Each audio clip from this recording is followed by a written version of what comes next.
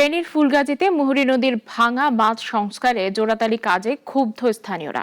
তারা টেকসই সমাধান ও সেনাবাহিনীর মাধ্যমে নির্মাণের দাবি জানাচ্ছেন। নূর হোসেনের পাঠানো প্রতিবেদন জানাচ্ছেন সিরাজুমনের শুভ। ফেনীর ফুলগাজী উপজেলার সদর ইউনিয়নের উত্তর শ্রীপুর পূর্বপাড়ায় মুহুরী নদীর ভাঙা বাঁধে পানি উন্নয়ন বোর্ড জরুরি সংস্কার শুরু করেছে, কিন্তু দায়সারা কাজে ক্ষুব্ধ স্থানীয়রা।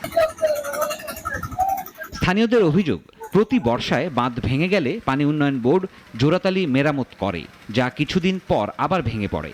এবার জোড়াতালি নয়, স্থায়ী সমাধান চান তারা। পানি ওভারলোডের কারণে এক জায়গা দিয়ে নদীগুলো বারবার ভাঙতেছে, মানুষের ক্ষয়ক্ষতি হইতেছে। নদীটা সংস্কার করলে, যেগুলা বেদখল হয়ে গেছে, নদীতে গাছপালা পড়ে আছে, ওই জায়গাগুলো সংস্কার করলে মনে হয় যে টেকসই একটা সমাধান হয়ে আসতো।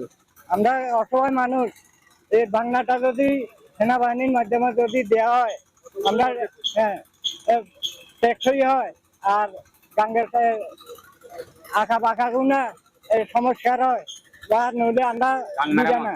ফেনীবাসী মুহুরী নদী ভাঙ্গনে অতিষ্ঠ হয়ে গেছে। এখন আমরা দেখতেছি বারবার বাঁধ ভাঙতেছে, আমাদের বাঁধগুলা টেকসই নির্মাণ হইতেছে না। অনেক টাকা বরাদ্দর পরেও আমরা এদিক দিয়ে ভাঙলে অন্য আরেক দিক দিয়ে ভাঙি, আবার আমরা ক্ষতিগ্রস্ত।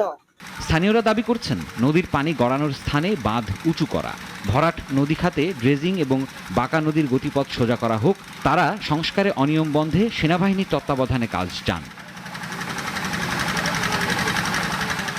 গত 12 জুলাই দুর্যোগ ব্যবস্থাপনা ও ত্রাণ মন্ত্রণালয়ের উপদেষ্টা ফারুকী আজম বীর প্রতীক ফেনীর বন্যা কবলিত এলাকা পরিদর্শন করেন। সংস্কার কাজে সেনাবাহিনীকে যুক্ত করার কথা জানান তিনি। এবার সেনাবাহিনীর দিয়ে বানাই দেব। আগে আমরা অন্যদিন বানাইছিলাম, এটা থাকে নাই, আমরা কেন থাকে নাই এটা চিন্তা করতেছি। একবার দিছি তো, এটা উড়াই নিয়ে গেছে, এটা যেন এরপরে এরকম বাঁচলেও যেন উড়াইতে না পারে সেরকমের ব্যবস্থা করে। উপদেষ্টার আশ্বাসে ভরসা করে বন্যা কবলিত মানুষ এখন দ্রুত বাস্তবায়নের অপেক্ষায়। তারা চান আর যেন ভাঙা বাঁধ আর পানিবন্দী জীবনের ভোগান্তি না পোহাতে হয়। সিরাজুমনির শুভ, নাগরিক।